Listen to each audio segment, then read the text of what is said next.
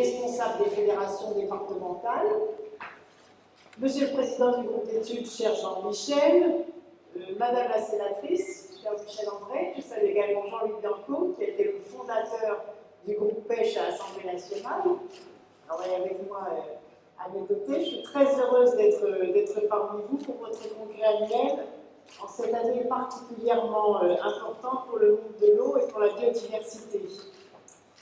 Donc vous êtes des acteurs motivés, on vient de l'entendre à nouveau par votre bouche, Monsieur le Président. Merci de vous être engagé aussi fortement avec vos propositions sur la question de la biodiversité. Vous en êtes également les gardiens vigilants.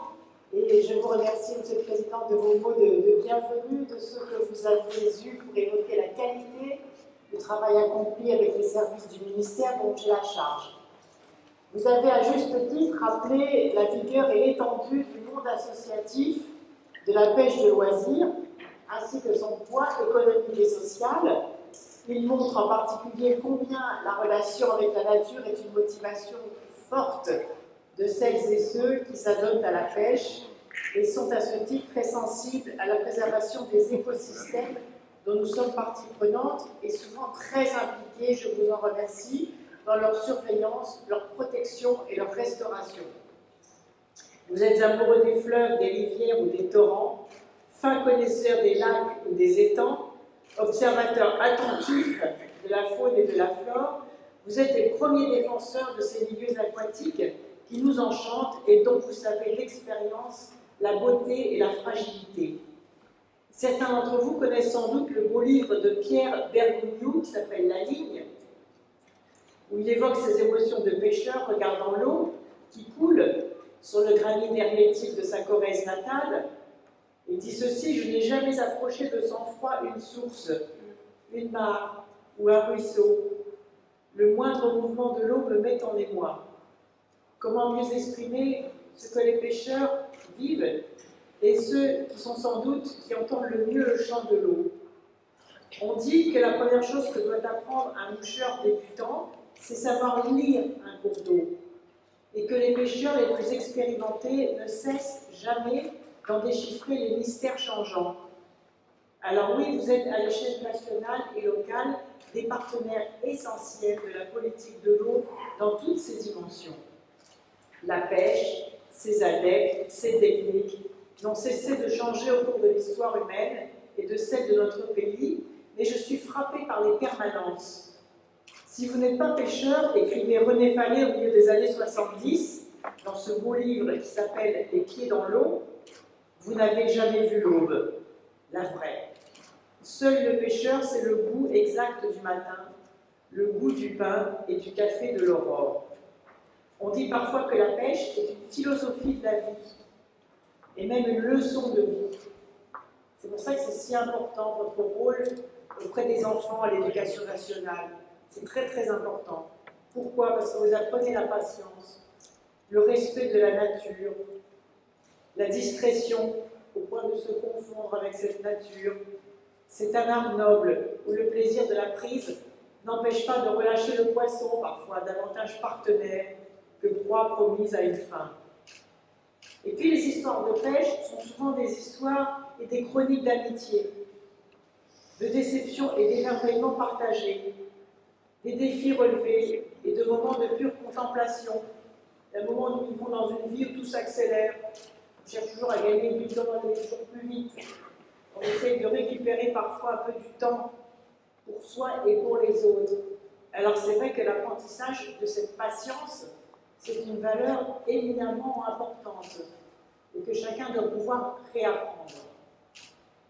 La pêche sous toutes ses formes ne serait pas autant développée dans notre pays sans ces milliers de bénévoles qui font vivre vos associations locales, vos fédérations départementales.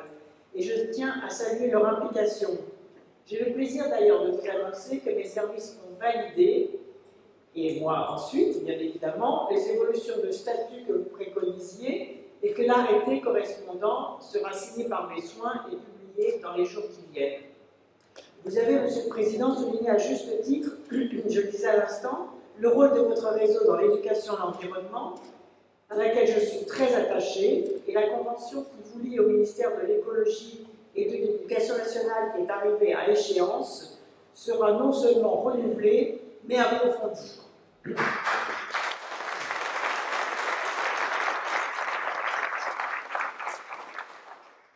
Car vous êtes à mes yeux des acteurs de premier plan de la sensibilisation à la protection des milieux naturels. Et d'ailleurs, en accompagnement de la loi sur la biodiversité et de la loi sur le nouveau modèle énergétique français, il est très important que les scolaires puissent apprendre ce qu'il y a dans cette loi. Et qui mieux que vous pouvez, en contact des élèves et de façon très diffusée sur l'ensemble du territoire et vraiment plus proche du terrain, permettre à tous ces jeunes d'accéder à la beauté et à la diversité de la nature. D'ailleurs, vous le savez, dans ma région, Poitou-Charentes, j'ai voulu que les fédérations départementales soient responsables de l'observation de l'état des cours d'eau. Elles y sont particulièrement actives.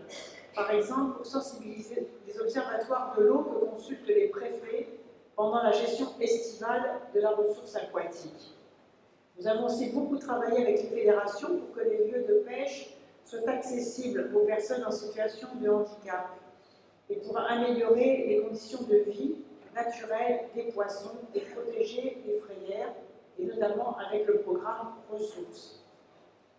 Parmi les préoccupations dont vous m'avez fait part, que j'ai bien entendu, il y a la question de la petite hydroélectricité, qui concerne directement le monde de la pêche. Je me réjouis d'abord que, s'agissant des grands ouvrages, vous approuviez les dispositions du projet de loi, puisque désormais, les enquêtes auront lieu sur la totalité de la vallée, et pas ouvrage par ouvrage. Donc c'est très important sur la prise en compte de la solidarité écologique tout au cours d'une vallée, avec cette modernisation des concessions électriques et la possibilité pour les collectivités publiques d'entrer dans les sociétés d'économie mixte. Et pour les petites centrales, priorité, dites-vous, à l'optimisation de l'existant. C'est en effet au cœur des enjeux de préservation, de restauration de la continuité écologique, et je souhaite que prévale en ce domaine une très haute exigence environnementale, en termes notamment de continuité piscicole et sédimentaire, et que les pouvoirs publics, l'État et les collectivités territoriales aient un comportement exemplaire. Le classement des cours d'eau au titre de la continuité écologique définit les secteurs dans lesquels la construction d'ouvrages est interdite. Je serai très vigilante à ce sujet.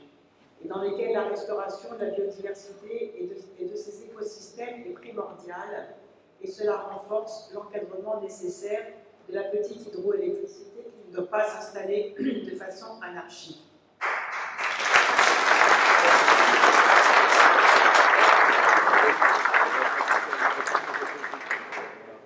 Vous évoquez également, Monsieur le Président, vos craintes relatives à l'architecture de la politique de l'eau. Sa gestion décentralisée prend en compte les réalités de terrain afin d'agir au plus près des acteurs. Les agences de l'eau disposent des moyens de leur action, mais je crois essentiel dans la période actuelle de rechercher des synergies entre les politiques de l'eau et celles qui leur sont liées pour parvenir à une allocation optimale de ressources rares. J'ajoute que si les moyens financiers ont leur importance, la réussite dépend aussi de l'implication locale de tous les acteurs dans le cadre de véritables projets de territoire. L'accord cadre signé en 2012 avec votre fédération assure un meilleur soutien des structures associatives agréées par les agences de l'eau, apporte un appui financier de 4,5 millions d'euros aux actions menées par la pêche de loisirs, à une meilleure connaissance des milieux aquatiques, à l'information des collectivités et des propriétaires d'ouvrages, aux aménagements et à la surveillance des milieux. Je souhaite que la mise en œuvre de cet accord cadre soit évaluée régulièrement et que vous puissiez me dire comment le rectifier ou le réajuster. Il y a aussi la transparence sur l'utilisation des moyens financiers pour que nous puissions examiner de manière concertée les améliorations à apporter, y compris dans le pilotage de cet accord cadre. Donc j'attends vos propositions à ce sujet. La réforme de la gouvernance des comités de bassin a été réalisée dans des délais très courts. Les nouveaux comités seront installés à partir du 1er juillet prochain. La place des usagers non économiques, c'est-à-dire les associations de protection de la nature, de consommateurs et de la pêche de loisirs, y est renforcée. Ils représentent désormais un tiers des usagers des comités de bassin. C'est une avancée importante qui se traduit pour la pêche par un représentant supplémentaire dans 4 bassins.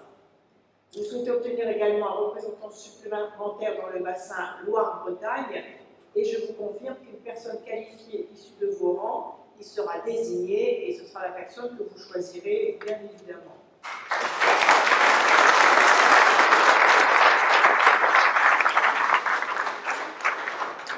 Il nous faut installer rapidement ces comités, tenir les échéances de la politique de l'eau, élaborer les schémas d'aménagement et de gestion des eaux et je compte vraiment sur votre implication à tous pour que ce rythme soit tenu. Tout indique malheureusement que la France est encore loin d'atteindre l'objectif des 2/3 des masses d'eau en bon état écologique pour 2015. Donc nous devons impérativement accentuer nos efforts, lutter plus efficacement contre les pollutions diffuses. Le doublement des captages prioritaires de 500 à 1000 et le soutien au développement de l'agriculture biologique dans ces zones sensibles vont dans le bon sens. Mais on peut et on doit faire beaucoup plus vite. Vous savez que j'ai engagé la démarche Tercel et puis les villages sans pesticides pour accélérer la généralisation des bonnes pratiques, déjà mises en œuvre dans de nombreux territoires. Alors, mais bon, je trouvais quand même que cette échéance était un peu lointaine de l'interdiction des pesticides 2020 et donc, à l'occasion de la prochaine loi sur la biodiversité, je vais avancer au 1er mai 2016 l'élimination des pesticides dans les espaces publics.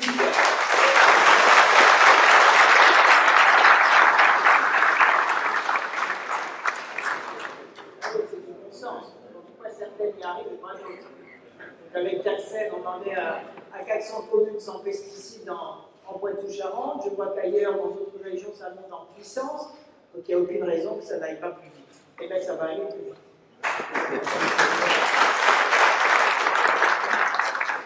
Ensuite, je me suis engagée avec le ministre de l'Agriculture à interdire, donc c'est fait d'ailleurs, je me suis engagée, nous avons interdit l'épandage aérien de produits phytosanitaires. Cette mesure entre en vigueur. Les pesticides, en effet, menacent la santé de tous, dégradent dramatiquement les milieux aquatiques, et donc il est absolument urgent de mettre en place un certain nombre de règles.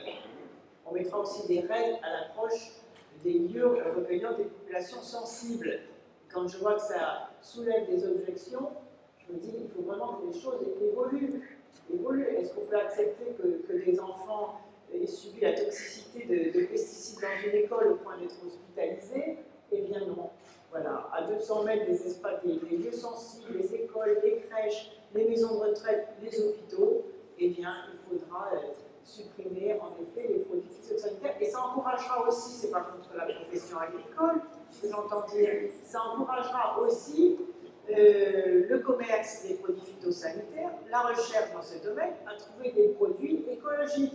Ça existe, des produits qui rendent le même service, mais qui protègent la fragilité de la nature et la biodiversité. Donc engageons-nous fortement, sachant qu'il y a en effet un certain nombre de règles qui vont dans l'intérêt général, dans la protection des milieux et dans la protection de la santé publique, pour que la recherche et les découvertes s'accélèrent et qu'on puisse utiliser des produits qui ne sont nocifs, qui servent bien sûr les exigences agricoles, mais qui ne sont nocifs ni pour la nature, ni pour la santé publique. J'en viens à la restauration de la continuité écologique et de la morphologie des cours d'eau, car c'est une priorité forte qui me tient à cœur. La compétence attribuée aux communes en matière de gestion des milieux aquatiques et de prévention des inondations est transférable aux structures agissant à l'échelle des bassins hydrographiques, échelle souvent plus cohérente pour la conception et la réalisation des aménagements. La loi prévoit une phase transitoire. Donc je vous confirme que l'intervention, si nécessaire, des associations et des fédérations de pêche ne sera pas remise en cause.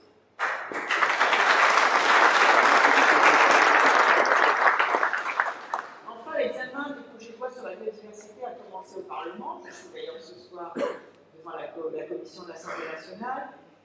C'est un texte très important qui privilégie une approche écosystémique et qui affirme le principe fondamental de solidarité écologique, qui modernise la protection des espaces et des espèces, qui mobilise les moyens d'une action plus efficace, avec notamment, vous l'avez évoqué, la création de l'Agence française pour la biodiversité. Ce projet de loi concerne directement les milieux aquatiques et diverses mesures sont prévues pour la pêche en eau douce. je souhaite qu'il soit inscrite une clarification des droits de pêche dans les cas où le domaine fluvial est décentralisé aux collectivités territoriales. En effet, je suis particulièrement attentive à vos propositions d'amélioration de cette loi, dont certaines ont déjà permis l'élaboration d'amendements très utiles. Et je ne dis pas que Jean-Michel Clément et que Michel André seront porteurs de vos attentes à l'Assemblée nationale et au Sénat. Donc vraiment, si vous voyez encore des idées pour améliorer cette loi, eh bien écoutez, elles sont tout à fait bienvenues. Nous les regarderons avec beaucoup d'attention. La future Agence française pour la biodiversité rassemblera les forces aujourd'hui éparses nécessaires à l'accomplissement de sa mission et accueillera à ce titre l'Office national de l'eau et des milieux aquatiques. Donc je vous le confirme, les missions de police de l'eau et de la pêche